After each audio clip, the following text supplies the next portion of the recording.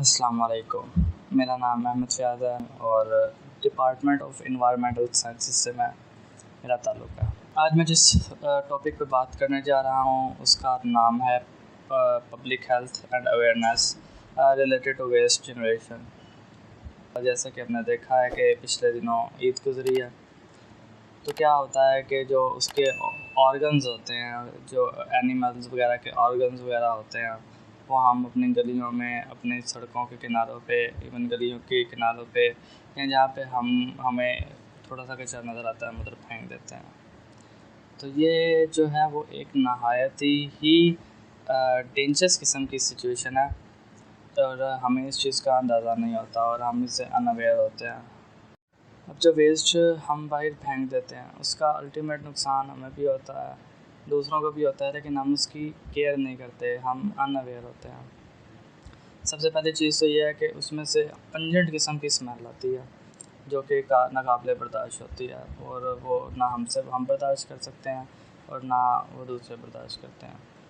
तो पहली बात तो देखें ये है कि वो जो स्मेल है, ठीक है, हम उससे दूसरों को तकलीफ़ दें। हालांकि हमारा जो इस्लाम है वो कहता है कि जो है मुसलमान वो है जो जिसके हाथ पाँव ज़ुबान से दूसरे मुसलमान महफूज रहें। पिछले दिनों ईद के दिन गुजरे हैं तो उन दिनों में बारिशें भी थीं।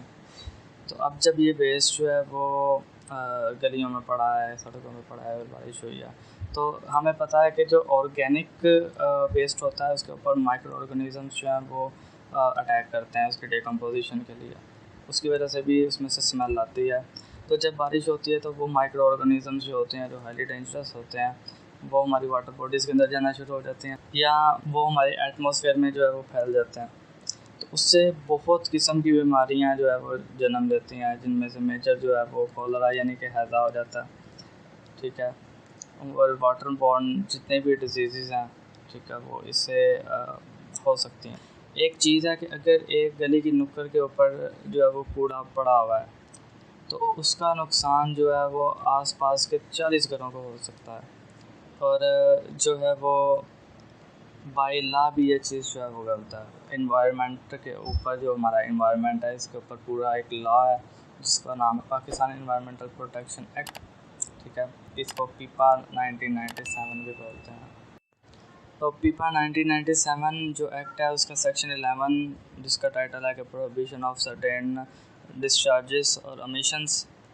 तो इसमें जो है बेसिकली लॉ कहता है कि कोई भी बंदा या कोई भी ऑर्गेनाइजेशन है, इंडस्ट्री या कोई चीज़ है, कोई बॉडी है, वो NEQs यानी कि नेशनल इन्वायरमेंटल क्वालिटी स्टैंडर्ड से ऊपर किसी भी किस्म की ना कोई एमिशन कर सकती है। एमिशन से मुराद ये है कि जो हम जो एयर पोल्यूटेंट्स हैं उनकी मतलब जो एमिशन है वो ना हम किसी किस्म का कोई डिस्चार्ज कर सकते हैं। डिस्चार्ज से मुराद है कि हम जो है वो ना वो वेस्ट उसके अंदर फेंक सकते हैं वाटर बॉडीज़ के अंदर, ना हम कोई लिक्विड फॉर्म में जो है वेस्ट फेंक सकते हैं। जो इंडस्ट्रीज़ वगैरह से जो फ़्लो होके जो बाय प्रोडक्ट के तौर पे जो लिक्विड आता है हम उसको भी NEQ से ऊपर नहीं फेंक सकते। अगर हम फेंकेंगे तो उसका अल्टीमेटली इन्वायरमेंट को नुकसान है और इन्वायरमेंट जो है वो एक ऐसी चीज़ है जिससे हम जुड़े हुए हैं और अगर इन्वायरमेंट डिग्रेड हो रहा है तो इसका मतलब ये है कि उसका हमें भी नुकसान हो रहा है। आजकल इतनी बीमारियां जन्म ले रही हैं, नई से नई बीमारी आ रही है। इसकी रीज़न क्या है? इसकी रीज़न ये है कि हमने जो है वो सोचना छोड़ दिया कि हमारा इन्वायरमेंट जो है वो भी किसी खाते में आता है।